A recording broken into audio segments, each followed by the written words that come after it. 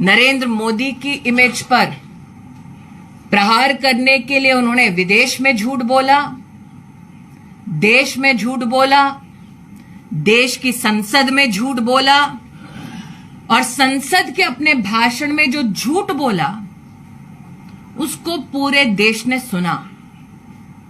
संसदीय कार्य पद्धति के चलते जब राहुल गांधी से कहा गया कि आपने जो कटाक्ष किया है उसको साइन करके एक एक पृष्ठ पर ऑथेंटिकेट कीजिए, राहुल गांधी ने क्या अपने एलिगेशंस को ऑथेंटिकेट किया? नहीं किया। ये वो व्यक्ति हैं जो सुप्रीम कोर्ट के सामने जाकर नाक रगड़कर माफी मांगते हैं और आज ढोंग करते हैं डरपोक ना होने का। थोड़ी देर पहले केंद्रीय मंत्री स्मृति ईरानी जी ने एक निहायत ही निम्न स्तरीय ओछा वक्तव्य दिया। मैं उनका जवाब देने नहीं आई हूं, लेकिन कुछ सच बयां करने आई हूं। और उस वक्तव्य को सुनकर मुझे एक ही चीज लगी कि शब्द नरेंद्र मोदी के हैं और संस्कार आरएसएस का है। और वो शब्द है झूठ बोलो, लगातार झूठ बोलो और झूठ फैलाओ, दुष्प्रचार करो। ये शब्द नरेंद्र मोदी जी के हैं और ये संस्कार आरएसएस के हैं। जो ट्रेनिंग स्मृति जी की झूठ बोलने के लिए हुई है उसका पर्दाफाश करना जरूरी है। असलियत यह है, चाहे वो स्मृति ईरानी हो, चाहे वो अनुराग ठाकुर हो, चाहे वो पीयूष गोयल हो, चाहे वो अमित शाह हो, चाहे वो नरेंद्र मोदी हो, लगातार झूठ बोलकर मुद्दे से ध्यान भटकाना है। असलियत यह है कि अडानी मोदी के संबंधों की परत खुल रही है और जनता देख रही है, जनता समझ रही है क्या हो रहा है। जो रंगी पोती एक इमेज बनाई गई थी, जो खोखली इमेज खड़ी गई थी, उसका सच सबके सामने आ रहा है। आज दिक्कत यह है कि अडानी पर जो सवाल राहुल गांधी जी ने संसद में पूछे थे और वो सवाल आज भी जायज है, उनका जवाब नहीं है भारतीय जनता पार्टी के पास या नरेंद्र मोदी जी के पास। और उन सवालों से ध्यान भटकाने के लिए अनर्गल बातें कही जाएंगी। आज जनता वो सवाल पूछ रही है। आज जनता के मन में आ रहा है ये क्या अडानी से संबंध है, ये कौन सी प्रेम कथा है कि सारी की सारी सरकार हर मर्यादा, हर लोक लाज को ताक पे रखकर अडानी के बचाव में उतरी हुई है। अरे मोदी का बचाव कर लीजिए तो हम समझते हैं, अडानी का बचाव करने के लिए हर सांसद, हर मंत्री, देश के प्रधानमंत्री तत्पर हैं। आपने देश की संसद को, देश के लोकतंत्र को गिरवी रख दिया कि अडानी बच जाए। लेकिन आज वही जनता के मन में यह सवाल है और वो जनता पूछ रही है ऐसा कौन सा रिश्ता है, ये क्या दिक्कत है अडानी की जो बचाने के लिए सारी सरकार खड़ी हुई है। और आपको लगता है कि राहुल गांधी की सदस्यता रद्द करके आप उनकी आवाज को दबा देंगे, आप उनको चुप करा देंगे, तो यह आप मुगालते में हैं। आप उनका घर ले लेंगे, वो तो कहते हैं मेरा कभी घर था ही नहीं। और जो शख्स हर कीमत पर लड़ने को तैयार है वो आपको भयभीत करता है। उनके वक्तव्य में मुझे डर नजर आया, उनके वक्तव्य में मुझे बौखलाहट नजर आई, उनके वक्तव्य में मुझे घबराहट नजर आई कि ये क्या, इतना कुछ करने के बाद भी अडानी के संबंधों पर दर परत खुलती जा रही है, कलई खुलती जा रही है, सच सामने आता जा रहा है। आपकी अडानी पर चुप्पी, आपका संरक्षण, आपकी एजेंसियों का जो बिल्कुल चुप मौन रहना है अडानी पर, वो सारी जनता समझ और देख रही है। लेकिन स्मृति ईरानी जी से मेरे कुछ सवाल हैं और वो सवाल लाजमी है। एक महिला मंत्री है, महिला बाल विकास मंत्रालय की मंत्री है, मजबूत नेता है भारतीय जनता पार्टी की। आप विक्टिम कार्ड क्यों खेलती हैं? You are not a victim. आप किसी तरह से विक्टिम नहीं है। आप एक सशक्त महिला है, आप मंत्री हैं, सांसद हैं, आपसे ज्यादा मजबूत कौन है? आप विक्टिम कार्ड क्यों खेलती हैं? क्योंकि विक्टिम तो वो महिला है जो 400 रुपए का सिलेंडर आज 1200 पर ले रही है। विक्टिम वो महिला है जो आटे पर जीएसटी दे रही है। विक्टिम वो महिला है जो सरसों का तेल 90 पर था आज 200 पर खरीद रही है। विक्टिम वो लोग हैं। आप महिला और बाल विकास मंत्रालय की मंत्री है ना स्मृति जी, मेरा आपसे एक सवाल है। आप लखीमपुर के चीर हरण पर चुप रहती हैं, आप शाहजहांपुर के यौन शोषण पर चुप रहती हैं। आप हाथरस में एक गुड़िया को रात को जला दिया जाता है मिट्टी का तेल डालकर, आप चुप रहती हैं।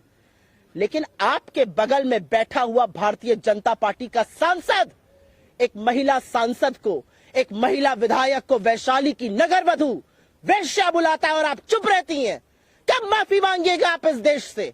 आज कहने का वक्त है, खड़ी होइए और माफी मांगिए इस देश से। महिला बाल विकास मंत्रालय की मंत्री हैं आप, ये आपकी नैतिकता है? आपके बगल में बैठा हुआ सांसद, भाजपा का सांसद, एक महिला सांसद और एक महिला विधायक को वैश्या कहता है और आपके मुंह से एक शब्द नहीं फूटता है। आप अंकिता ठाकुर पर चुप रहती हैं, आप तमाम ऑन रेप केसेस पर चुप रहती हैं जहां पर आपके लोग संलग्न हैं। लेकिन मैं आपसे सवाल पूछती हूं, संसद में बैठकर संसद की गरिमा को भंग करके, मर्यादा को तार तार करके आपका एक सहयोगी एक महिला सांसद को और एक महिला विधायक के लिए शब्द का प्रयोग करता है जिसको सुनने से पहले इस देश की हर महिला लज्जित होती है। आप चुप रहती हैं। आप विक्टिम नहीं हैं, आप विक्टिम बिल्कुल नहीं है। विक्टिम इस देश की महिलाएं हैं। विक्टिम आज मध्यम वर्ग है जो महंगाई से जूझ रहा है। विक्टिम इस देश का युवा है जिसके पास नौकरी नहीं है। आप विक्टिम कार्ड प्ले करिएगा। आपकी घबराहट और बौखलाहट में मुझे अडानी का बेनकाब होता हुआ सच नजर आता है। मुझे हर कीमत पर अडानी को बचाने की आपकी, आपके प्रधानमंत्री की, आपके मंत्रियों की, आपके सरकार की मंशा और प्रतिबद्धता नजर आती है। लेकिन वो कहते हैं ना कि सच को कितना भी छुपाओ वो और उतनी ही दुगनी ताकत से उभरता है। सूरज की रोशनी छुप नहीं सकती किसी बादल से, और अडानी का सच आज ये देश समझ रहा है, देख रहा है। आपका सारा तंत्र, आपकी एजेंसियां, आपके लोग और आप खुद लगातार राहुल गांधी जी के पीछे पड़े हुए हैं। वो एक व्यक्ति जो सच बोल रहा है, वो एक व्यक्ति जिसने वाकई में आपको व्यथित करके रख दिया है। मैं पूछना चाहती हूं आपसे, कब अडानी पर बोलिएगा? कब आपकी एजेंसियां जांच करेंगी? अडानी पर यह मौन व्रत क्यों है? 4 ही सवाल तो पूछे अडानी पर। कैसे 609 नंबर से 2 नंबर पर आए? विदेश यात्रा में कहां कहां गए जहां पर उनको कॉन्ट्रैक्ट मिला? एसबीआई और एलआईसी का पैसा क्यों लगाया गया जो पैसा डूब गया? आज पूछना बनता है कि क्या देश की महंगाई, देश की बेरोजगारी, देश की आर्थिक असमानता, महिलाएं, चीन मुद्दा नहीं रह गया है? आप अडानी को बचाने के लिए प्रतिबद्ध है और इसलिए बड़े दुख के साथ कहना पड़ता है कि शब्द आज सवेरे नरेंद्र मोदी के थे और ट्रेनिंग आरएसएस की थी। क्योंकि स्मृति ईरानी जी, विक्टिम कार्ड खेलना बंद कर दीजिए। आप विक्टिम नहीं हैं, आप एक सशक्त महिला हैं। अडानी पर जवाब दीजिए। अडानी पर अपनी सरकार को बोलिए जांच कराएं। अडानी पर आपकी चुप्पी लोकतंत्र की हत्या करती है और लगातार हत्या करती है। और मैं अंत में एक बात जरूर कहूंगी, और यह बात कहनी जरूरी है। आपको लगता है राहुल गांधी जी चुप हो जाएंगे? जो सवाल सदन में खड़े होकर राहुल जी पूछ रहे थे, वो सवाल आज इस देश का हर व्यक्ति पूछ रहा है। अडानी और आपका रिश्ता क्या है? अडानी पर मोदी चुप क्यों है? अडानी पर जांच कब होगी? और अडानी को बचाने के लिए सारी सरकार क्यों तुली हुई है? I will very briefly make a statement in English on this. I heard India's Union Minister Smriti Irani earlier today, and I heard her make a very irresponsible statement against my leadership, against Rahul Gandhi ji. She named the Congress Parliamentary Party President Mrs. Sonia Gandhi. And I only want to say one thing. I saw a lot of fear in her eyes. I saw her desperation to save Adani. I saw her desperation and her government's commitment to save Adani. I only want to say one thing. The questions that Mr. Gandhi asked in Parliament on Adani is a question that every single Indian citizen is asking. Why is the government hell-bent on protecting Adani? What is your commitment to Mr. Adani? What is your commitment to this, to your agencies? Why are you not getting Mr. Adani's allegations probed?